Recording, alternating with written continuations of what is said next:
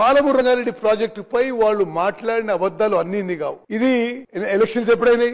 December 2023లో. ఇది Palamuru Rangareddy irrigation scheme కి వాళ్ళు ఒక్క పంపు ఆన్ చేసి 3-4 గంటలు నడిపించి మళ్ళా పనిచేసి వెళ్ళిపోయినరు. ఆ రోజు ఆ ప్రభుత్వమే విడుదల చేసిన బ్రోషర్ నుంచి మీకు అంకెలు చెప్తున్నా. ఇది యావత్ తెలంగాణ ప్రజలు తెలవాలి విషయం. ఎందుకంటే ఏ విధంగా మోసం చేసిండ్రు, ఏ విధంగా ఉమ్మడి మహబూబ్నగర్ కి మరి రైతాంగానికి ద్రోహం చేసిన విషయం తెలవాలి. వాళ్ళ దాంట్లో ఇట్లనే ఉంది. ఆడ ఏంది? పరిపాలన అనుమతి 35,200 కోట్లు, బ్రాకెట్స్ లో 55,000 కోట్లు. అంటే జియో ఇచ్చినప్పుడు 35,000 కోట్లు. Detail project report central water commission కి సబ్మిట్ చేసేటప్పుడు 55,000 కోట్లు. ఇది వాళ్ళు ఇచ్చిన ఫిగర్స్. ఇది వాళ్ళు ఇచ్చిన అఫీషియల్ గవర్నమెంట్ ఫిగర్స్.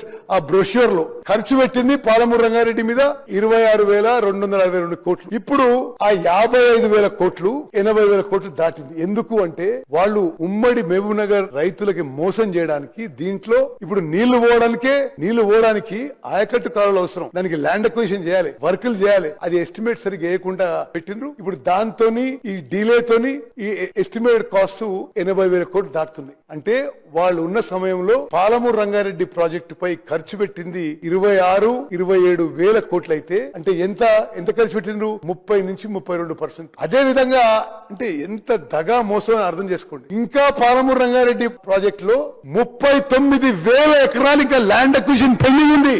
39,000 ఎకరాలు పెండింగ్ ఉండి మేము 90% పనులు చేసినా చెప్తున్నారు.